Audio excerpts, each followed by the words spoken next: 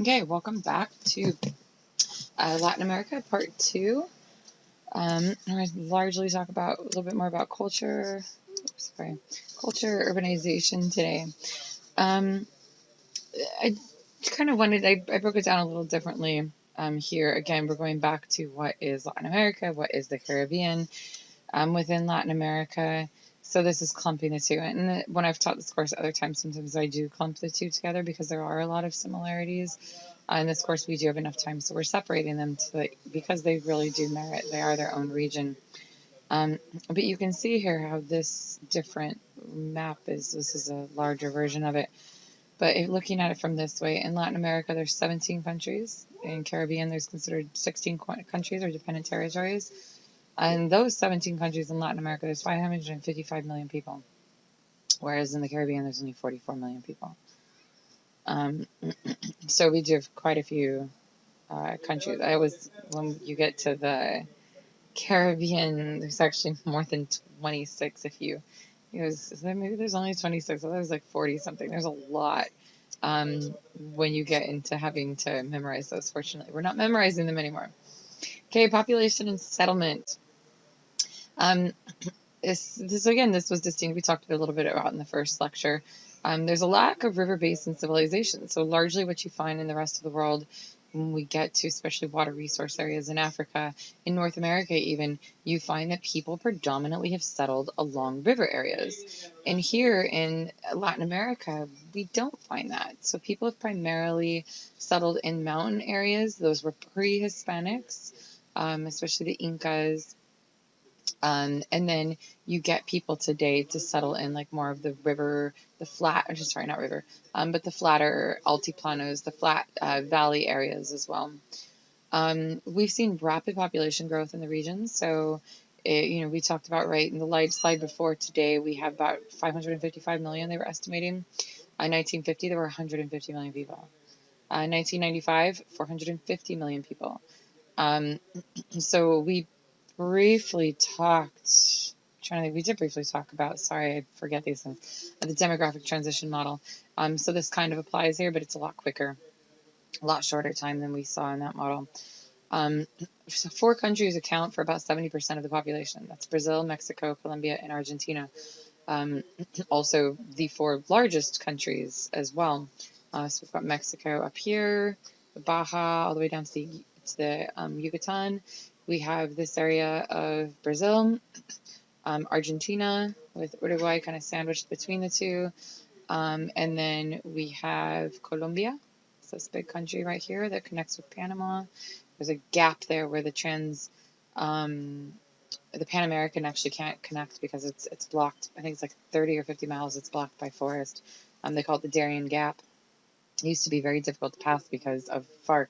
But FARC, interestingly enough, has in the last couple of years they've been working on peace treaties with the government. FARC is the federal army. It's the Federal Revolutionary Army of Colombia. So about 3/4 of this region, so about 75% of the residents actually reside in urban areas. And again, you can see that outside of those urban areas, there's not necessarily a lot. Population density goes from very high to very nothing. Rural landscape. So this is, looking at landscapes, cultural landscapes, how humans have modified landscapes. You can see quite a bit of that even evident in these pictures, and it really shows us a lot regarding power distribution, economic distribution. So a lot of the agriculture is still subsistence, meaning that people use it to survive and to provide their livelihood and maybe have enough to sell, to trade. However, there is a lot of mechanization at the industrial level. A lot of this region has become very specialized in particular kinds of agriculture, whether it be roses, broccoli, bananas. There's usually a few or a couple key primary products that they largely rely on to export. And a lot of these countries are huge agricultural exporting countries. We do see the rural landscape heavily divided by extremes between poverty and wealthy people. And this uneven distribution of arable land, which is farming land, is a cause for this huge root of social and economic tension within a lot of these countries. And this distribution, this uneven distribution of land, is again rooted in what we would call colonial legacies. So these were power systems, management systems, social institutions that were established during colonial rule that still exist today, even though these are independent nations. So an example of this is the encomienda system, we call it. I won't ask you to memorize encomienda system, but I will ask you in the exam what a latifundia is and what a minifundia is, which I'm going to clarify here. So colonial authorities, going back to this colonial, we'll talk about colonial legacies a lot. It's probably one of the easier ones to talk about to introduce you to this concept. So colonial authorities, the people who were in charge, who had the power, they granted large tracts of land, which were then called the latifundia, to white settlers, primarily from Spain and Portugal and mainland Latin America. In the Caribbean, it would have been Netherlands, Britain, and France. We don't talk about this too much, so I kind of clumped it into this region. So the descendants of and the white settlers received the larger, better tracts of land, the flat land. They took up the best lands in the valleys, the coastal plains, and the hills. This displaced indigenous peasants and farm laborers who were only allotted small plots of land and usually on the steep and less desirable areas. So these smaller plots of land given to indigenous and peasants was referred to as minifundia. And this created this system of one of the things I always loved to point out when I lived in Ecuador was the people would say, well, you guys had slavery. Yes, in the United States, we had very explicit direct slavery where people were considered property. I like to point out to them that they also had a system of slavery. It was just indentured servitude. So they would give or rent these small plots of land, which again existed for a long time after the United States abolished slavery as well. Not to say that we are any different. But again, it was in exchange for their service, but it was usually created in a way that they were never going to get out. The debt was always going to be more.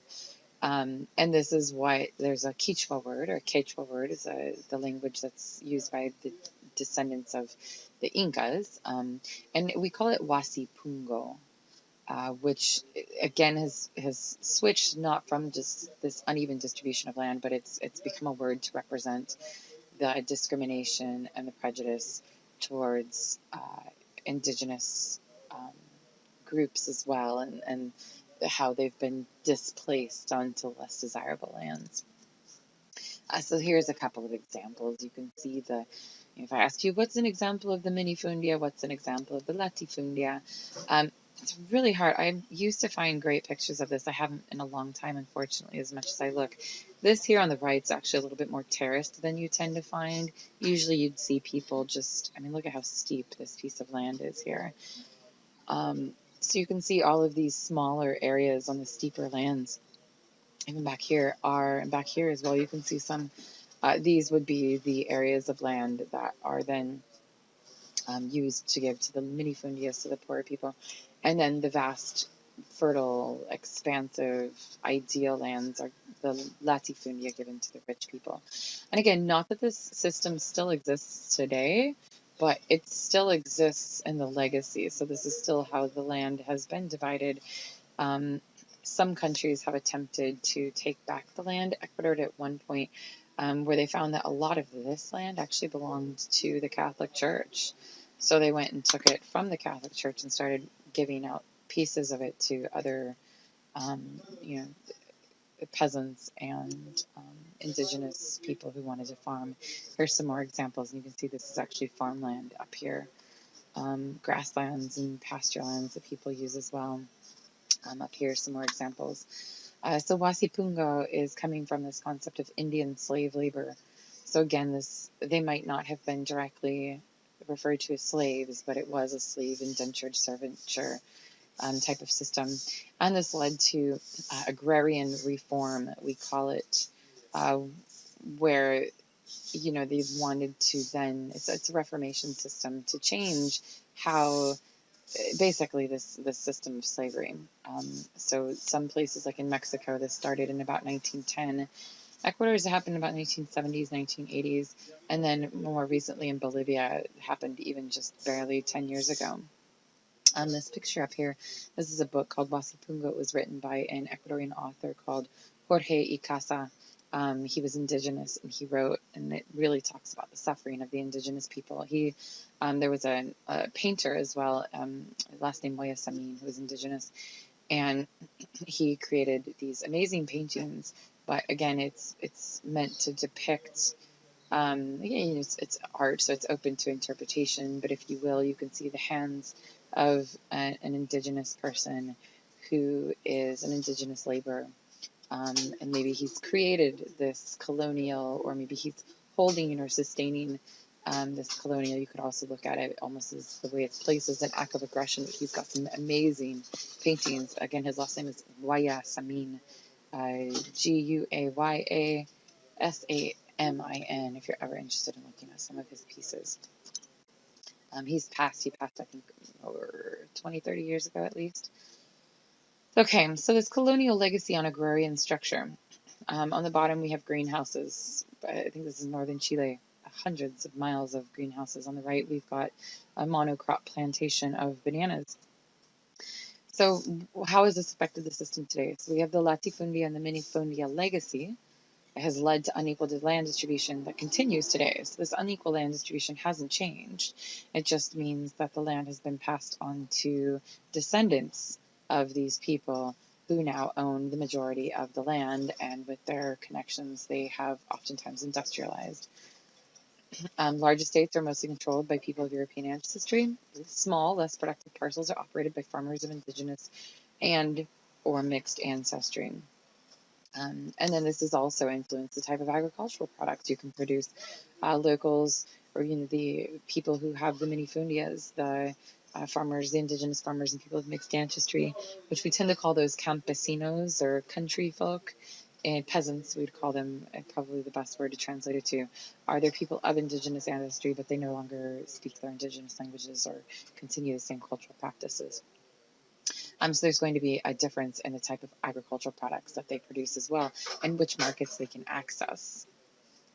So the small farmer is not going to grow roses. That would be more for the large estate industrial farming. So large estates grow mostly export-oriented coffee, banana, sugarcane, livestock crops, and peasants grow food crops that they can consume and or sell. Okay, urbanization. The Latin American cities, 75% of the population are urban residents, as we discussed. You can see the massive roadway. What's it? 1, 2, 3, 4, 5 lanes on each side. And this has largely contributed to this huge rural to urban migration system pattern that we've seen throughout the region. There's a lot of cultural and economic factors that have resulted because of this. And so these would be, and then there's also a lot of push factors or pull factors that have led to this. I'm also going to talk about what urban primacy means. This is a region that has primate cities, we would call them. So urban primacy is a situation in which a disproportionately large city dominates the urban system. So meaning that within a country, you have one city that is disproportionately larger than any other city. You might be thinking, okay, well, like New York. New York has, if you look at Manhattan, let's just say New York has 20 million people. But the next largest city is LA, and LA also has, I want to probably say, I'm not sure, let's just say it has 10 million people. New York is not a primate city because it doesn't control most of the power for the rest of the country. So national resources, to be a primate city, national resources and wealth accumulation, as well as jobs, are concentrated in primate cities, reinforcing the pull factors and escalate the growth. So therefore, it's more factors that attract people to migrate to a certain region. Those are what we call the pull factors. The other thing is actually population size. There usually has to be a scale. A primate city is usually 4 times the size of the next largest city. So some examples of primate cities, and this is why we don't have primate cities in the United States. Mexico, at 106, Mexico has a population of 116 million. This is a few years old now. It's hard to get updated data. Mexico City was the largest city with 22 million, followed by Guadalajara, which had only 4 million. So you can see there's a huge difference, 5 times the size from one to the next. Brazil had about 200 million people. Sao Paulo had about 20 million. And Rio de Janeiro has only 11 million. So again, twice the size. Argentina has 41 million people. Buenos Aires has, the largest city is 14 million. And Cordoba, the next largest city, has less than 2 million. So over 7 times the size. Peru has about 30 million people. Lima the largest city with 8 million people, and Arequipa, the next largest city, has less than 1 million people. So again, over 8 times the size. So the large factor here is actually the difference between the first largest city to the next largest city.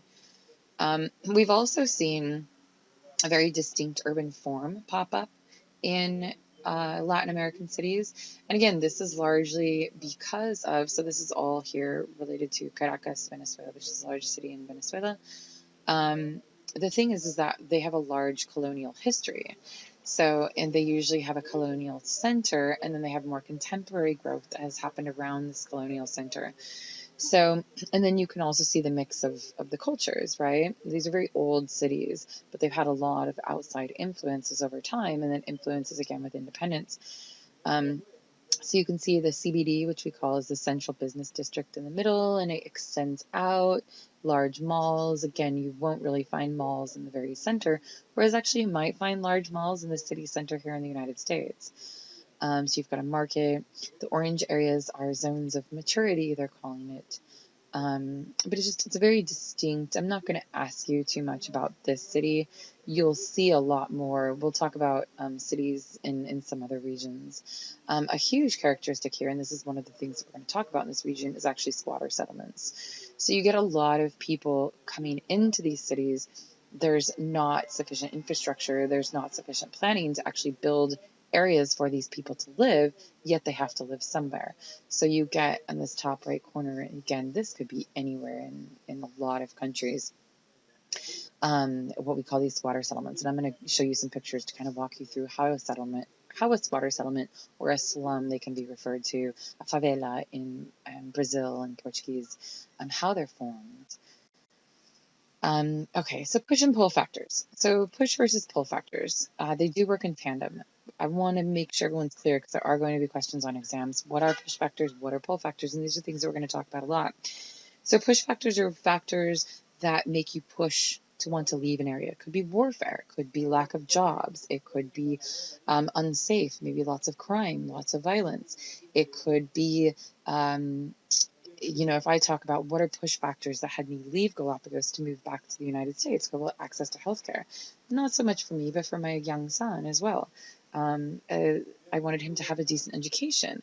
There's not a lot of great educational sources there. Other push factors, there's a lot of great reasons to stay there, right? Job. I had lots of job limitations. I had great jobs, but I wanted to do something different with the different areas I was studying. And I wasn't getting the opportunities I wanted. Of course, this is a very privileged perspective, right? A lot of people just simply can't find jobs. So you think about the push factors. What are the factors that make people want to immigrate to another place or move to another place? And then the pull factors, and that's pushing them from their place. The pull factors are what are the attractive aspects from a different place. It could be peace. It could be job opportunities, healthcare. It could be family reasons. Maybe you have family who have moved. So what are the factors that make you want to live somewhere? It could be climate. Why did you decide to come to school in Hawaii versus going to school in your home state, for example? So urbanization, the rates of urbanization have been extremely rapid for many of the Latin American cities for the last now almost 70 years. So in 1950, 25% of the population was urban, and today more than 75, or approximately 75% of the population lives in urban areas. That's even higher for some countries such as, so it's greater than 85% in Argentina, Chile, Venezuela, and Uruguay. And this has created problems, maybe not so much for these cities, but for a lot of other cities. Venezuela would definitely probably think it would. This create problems in providing sufficient housing and urban infrastructure for the people who have come. Because again, a lot of people who are coming aren't necessarily coming with a lot of money in their pockets, right? So this usually forms by you get these squatter settlements. People have to live somewhere. They literally garnish houses made out of whatever materials they can find. So squatter settlements and shanty towns, we can also call them, or slums, characterize large Latin American cities. Here are some examples. So I'm going to give you some examples coming from Ecuador. There's a large river, and people started building in, again, less desirable places, usually over bamboo stilts, over areas. You can see the one on the top left, there's a bit of infrastructure that is being now applied to this area. They obviously have electricity. So there is more infrastructure. There's pipe, so now they have access to water. On the bottom right, this would still not really be existing. You can see that there's no garbage system. There's lots of garbage just thrown on the ground. People are building their homes with whatever they can. People probably use the river to wash their clothes. They probably use the river to bathe in as well. So here you can see this was an area in Ecuador. It's called White. Oh, forgot the name. Sorry. Guasmos, we call it. It's out of Guayaquil. There's this massive river system, and so this massive river system with mangroves used to actually extend quite a bit more. So this is somewhere in the middle of this processing system. You can see there of an officialization. So these a block, you can kind of see the system of blocks is actually forming in some places. They have these pathways and bridges that they've built with bamboo and wood to connect the homes to get in and out. But again, there's no other infrastructure. There's no electricity in this area. You don't have plumbing. You don't have garbage. You can see they are starting to fill it in. They're filling it in here. They're also starting to fill it in by building a road in some areas as well. This here has been even more filled in. You can see more clearly the blocks that have formed, yet there's still the wet areas in the middle, which then are related to, there's a lot of contamination and pollution at this point. There might be, looks like we've got some power points going in. People are probably building some septic tank systems. But then you're going to get a lot of mosquito-borne issues, mosquito-borne diseases in this area as well. A lack of planning has probably most likely resulted in where are we going to put a school? There's no room for parks. A lot of these things weren't thought about, become an afterthought. Here the area has been filled in a little bit more. We have dirt roads. You can see that, houses have been built in the middle of the blocks as well, just filling it even more. This gets an encroachment. The mangroves are being destroyed, which also serve as a natural barrier to prevent flooding or flooding damage to inhabited areas. So again, you can just see this expansive level. So it's just an interesting system to see how in every city, in every region, we talk about handles this differently. Guayaquil has handled it in the sense that they've tried to go ahead and legalize a lot of these squatter settlements and give possession of the land to the people to allow them to have a deed, to allow, they've addressed it. We're providing more infrastructure.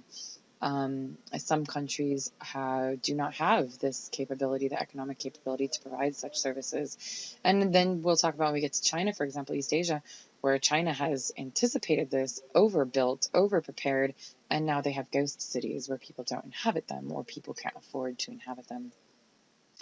Okay, so population growth. So we've briefly looked at population pyramids. So we largely have rapid growth due to declining fertility rates, and we're also seeing increasing life expectancy.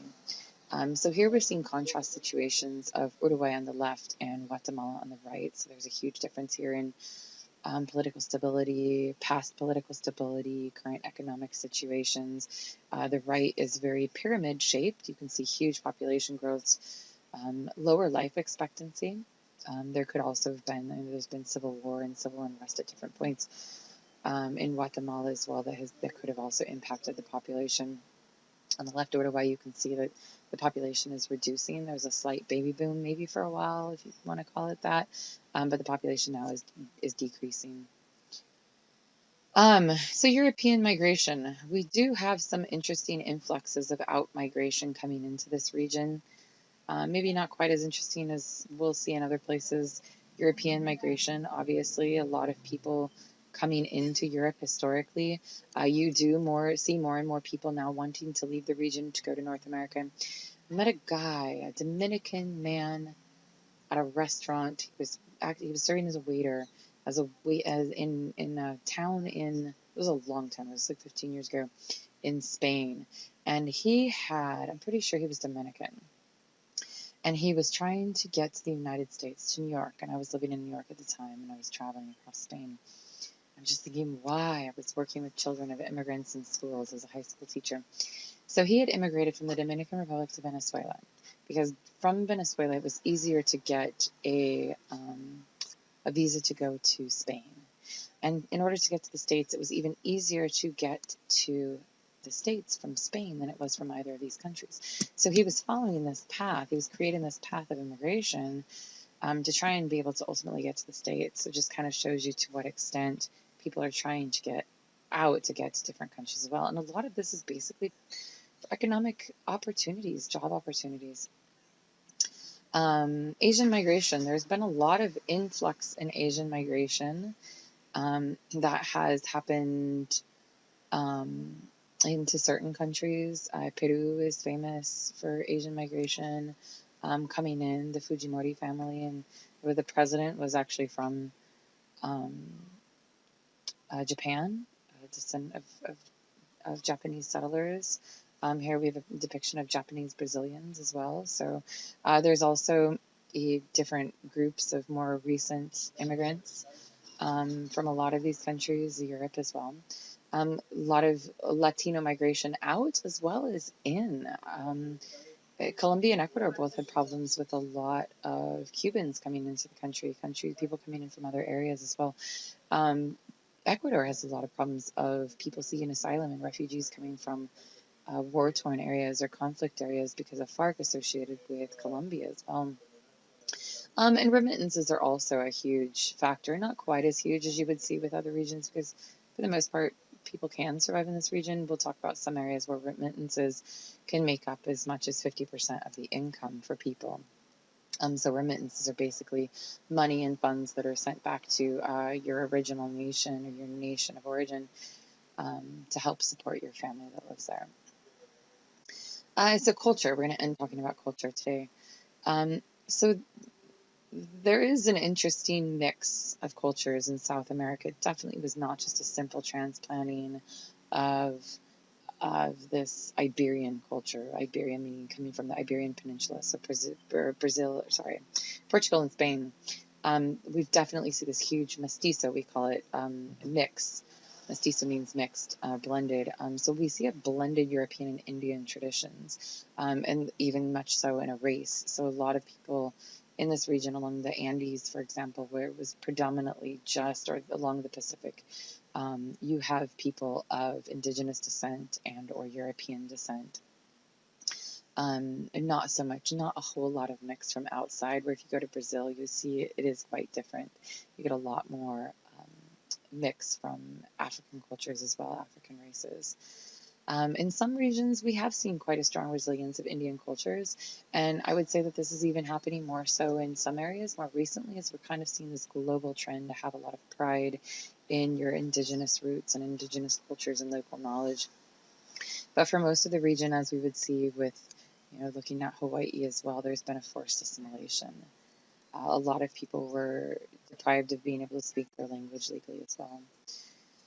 So just to give you a bigger picture here of this decline of native populations or indigenous people, we call it a demographic toll. So there was a reduction of indigenous populations throughout this region by 90%. Some more, some less in different areas. This was largely due to disease, warfare, forced labor, as well as starvation. So a lot of this was, you can see that slavery, but one of the first huge factors was actually the introduction of diseases. Indigenous populations did not have the immune systems that could combat the even most basic diseases, and this is the same thing in North America as well. So there's a close association between identity and territory for a lot of the indigenous populations that have been able to survive.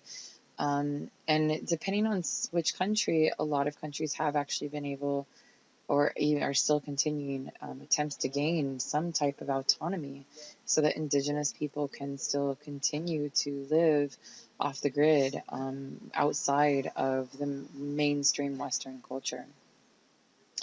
Some countries are respecting this more than others. Ecuador is pretty good about recognizing all of the indigenous languages as well. So we do see very complex ethnic patterns. Again, this is not just mestizo. And I think it's a great thing that we're seeing this growing pride in languages and indigenous culture.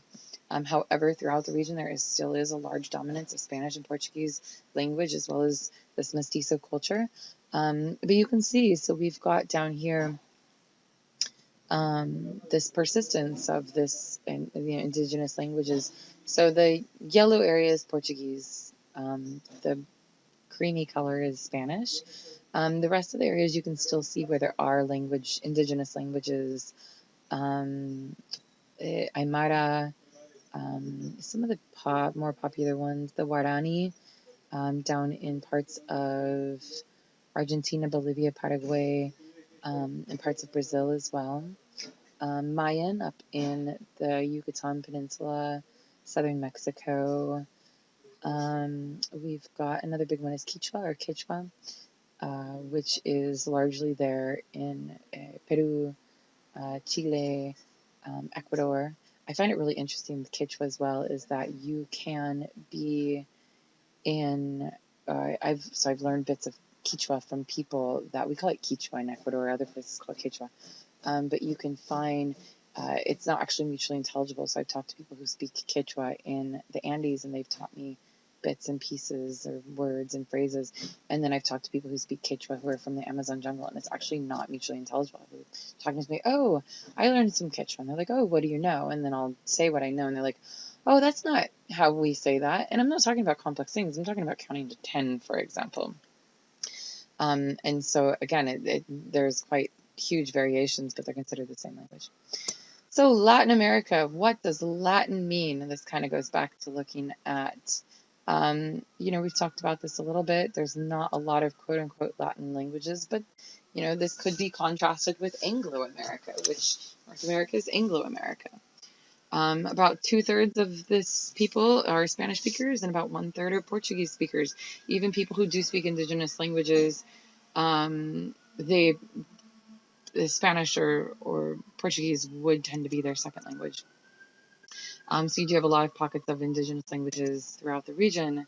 Again, both of these countries were Roman Catholic, both being Portugal and Spain.